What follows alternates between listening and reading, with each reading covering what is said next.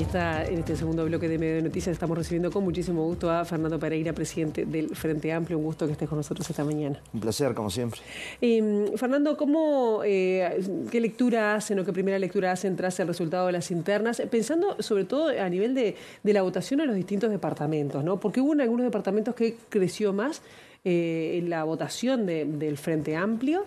Y en otros no tanto. Montevideo, por ejemplo, no creció tanto. En otros departamentos como Río Negro, sí creció, Florida.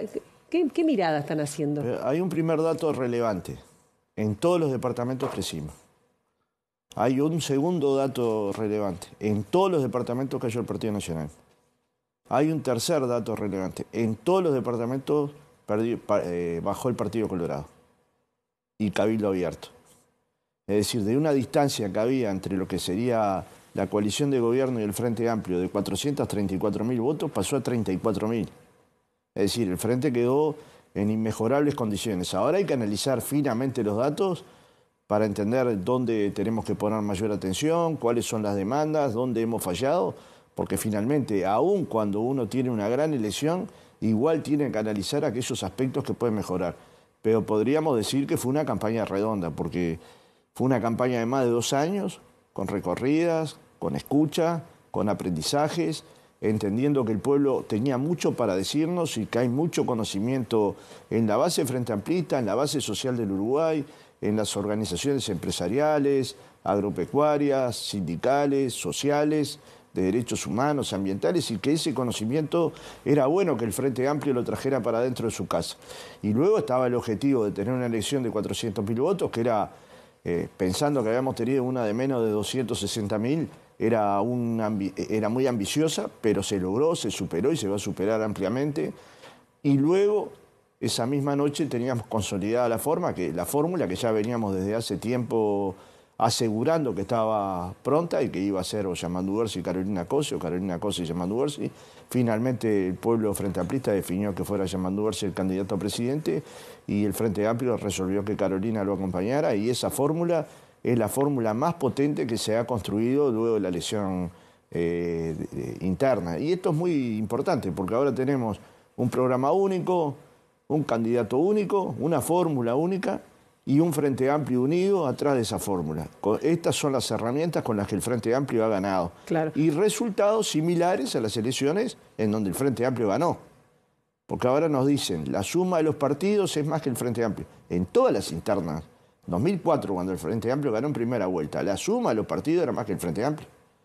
Entonces, digamos, no hay que alarmarse ni dejarnos alarmarnos porque nos haga las cuentas que mejor les convenga a la coalición. Tenemos que mirar hacia adentro, mejorar todo lo que haya que mejorar, y de hecho ayer ya dimos una señal muy importante, afirmando el candidato a presidente por el Frente Amplio, que su comando de campaña va a estar dentro de la sede del Frente Amplio y va a ser una campaña centralizada en el Frente Amplio. Esto es un espaldarazo. ¿Hace cuánto que no pasaba? Bueno, yo de verdad no lo sé, pero... Porque antes el candidato... Mi militancia anterior, tú sabés que estaba más vinculada orgullosamente a lo sindical y no participaba ni de los comandos ni de las direcciones partidarias.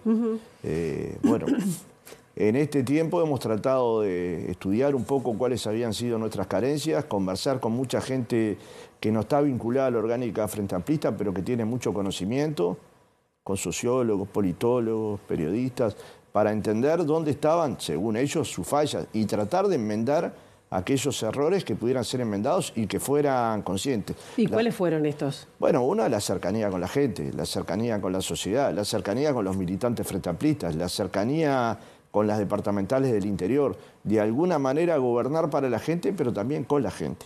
Y esta parte había fracasado, ¿no? ¿Qué va a pasar en la reunión de esta tarde? Bueno... con la fórmula, ¿no?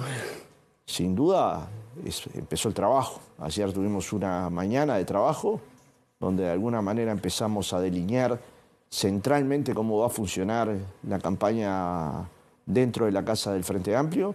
Ayer empezamos a ordenar la casa para que sea el comando central de la campaña del Frente Amplio hacia octubre. Ayer empezamos a delinear cómo construir una mayoría.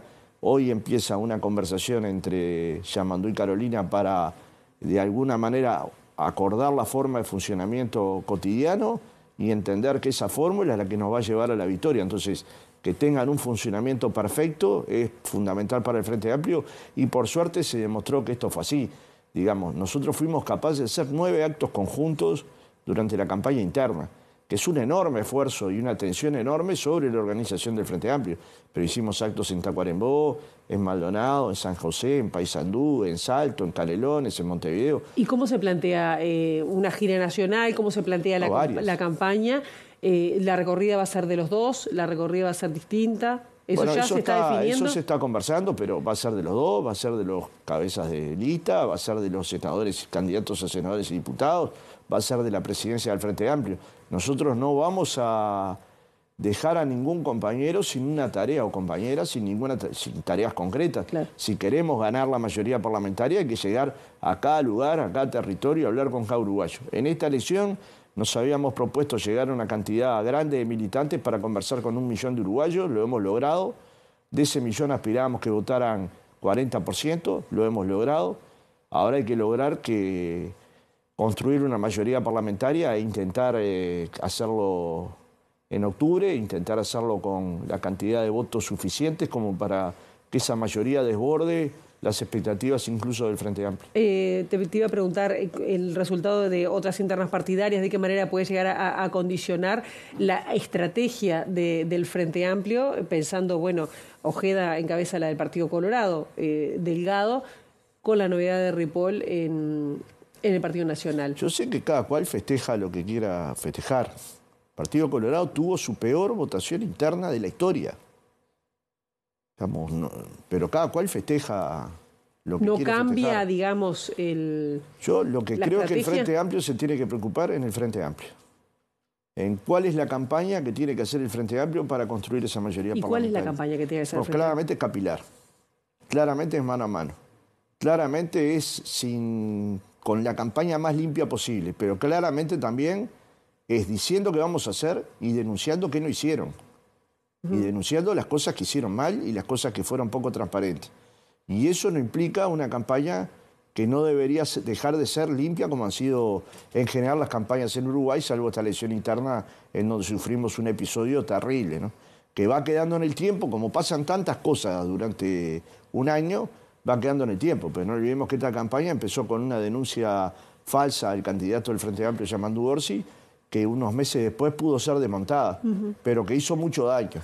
Que de alguna manera el sistema político se tiene que proteger sobre estas campañas sucias que dañan personas, dañan familias y dañan a la política, ¿no? ¿Qué pasa con, o qué lectura tenés con respecto a la elección de Ripoll en la fórmula blanca, pensando que además viene de una larga actividad sindical, que incluso estuvo no solo en ADEOM, sino en el PIT-CNT, y que además la manejan como un aporte confrontativo dentro de su impronta. ¿Pensás que puede afectar o incluso que escape gente de votantes del Frente Amplio que puedan votar a Ripoll por esa situación? Por esa no lo sé, los dirigentes sindicales son personas que se preparan mucho para la actividad.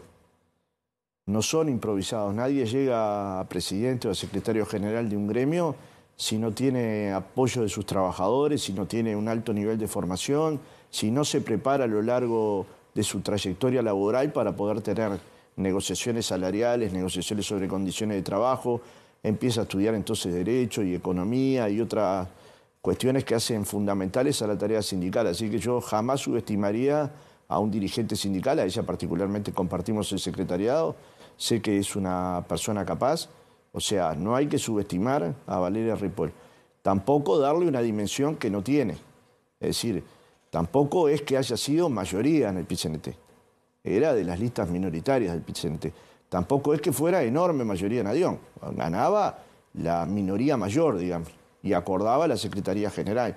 Pero no obstante eso, no hay que subestimar a ningún adversario, mucho menos a un sindicalista. Entonces, yo que tengo mucho respeto por la actividad sindical, digo, hay que tener cuidado, pero al mismo tiempo hay que entender que la campaña que gana es la campaña que el Frente Amplio puede hacer para llegar a los trabajadores. ¿Por qué un trabajador votaría a Álvaro Delgado si perdieron 2.000 millones de dólares en los primeros 3 años de gobierno?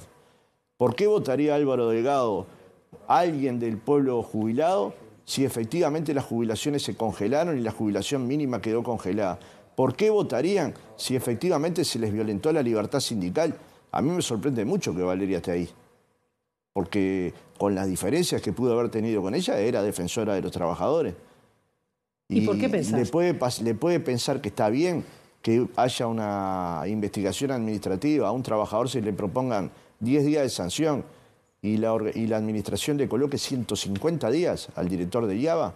Puede pensar que está bien que hayan sancionado 8 profesores en San José sencillamente porque expresaban su opinión y luego le devolvieron los medios sueldos, pero estuvieron 6 meses con medio sueldo. ¿Le parecería bien a Valeria Ripoll que la policía apaleara a trabajadores de la pesca que estaban demandando después de 6 meses sin laburar y sin que el Estado cumpla la norma? ¿Se ve como traición, me imagino, desde algunos sindicalistas o desde el movimiento sindical que Ripoll esté en ese lugar? No, yo no sé, el movimiento sindical es autónomo. Yo realmente vivo por cuestiones de practicidad. El Partido Nacional dice, bueno, siempre habla del FAPIT y todo lo demás, sí, como esa identificación. No sé, en este caso... No, me imagino que están comprando un diccionario sindical para entender el movimiento sindical y cómo llegaron a colocar una sindicalista en un lugar tan relevante. Pero es un problema de ellos. Yo creo que los sindicalistas pueden hacer política, los periodistas pueden hacer política, los escribanos pueden hacer política y los médicos pueden hacer política. Cuidado con cercenarnos los derechos de acuerdo a la profesión que tenemos. Porque la libertad es para usarla. Y ella tiene el derecho a usarla. Lo que pasa es que me parece que la está usando en una casa equivocada. Pierde fuerza el tema de...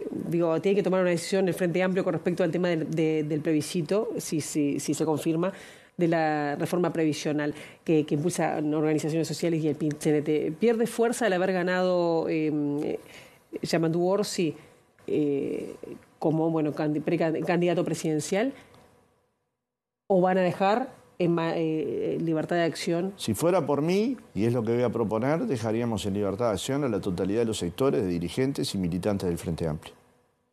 Y habrá sectores que ensobrarán, sectores que no lo harán, pero el Frente Amplio tiene una posición clara respecto a la seguridad social. Para el Frente Amplio, unánimemente, la mejor forma de reformar la seguridad social es ir a un diálogo en la materia, que abarque a los partidos, a las organizaciones de trabajadores, de empresarios y de jubilados, que traiga expertos de la OIT y de la CEPAL y de otras organizaciones expertas en el tema, que pueda hacer consultas a distintos académicos que en el Uruguay son expertos en el tema para construir la seguridad social a 30 años. ¿Y cuándo se va a tomar la decisión? ¿O se va a anunciar? Primero tiene que haber una decisión de la Corte, que probablemente sea en esta semana, de que hay firmas suficientes para un plebiscito.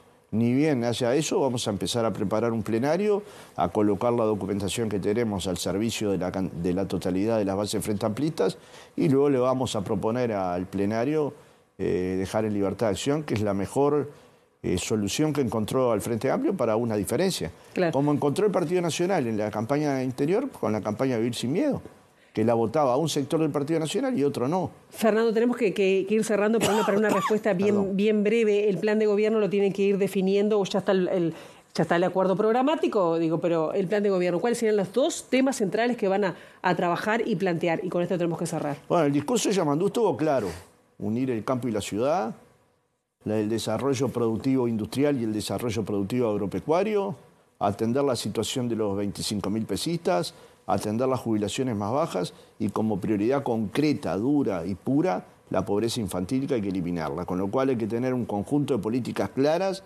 que vayan en dirección a erradicar la pobreza infantil en el Uruguay, que ni más ni menos tiene 2 de cada 10 niños por debajo de la línea de la pobreza, y eso nos debe quebrar el alma, por esos niños con casas sin baño, eso es gente que no cede un libro, es gente que probablemente son niños que no tienen padres que sepan leer, analfabetos por desuso o analfabetos crónicos.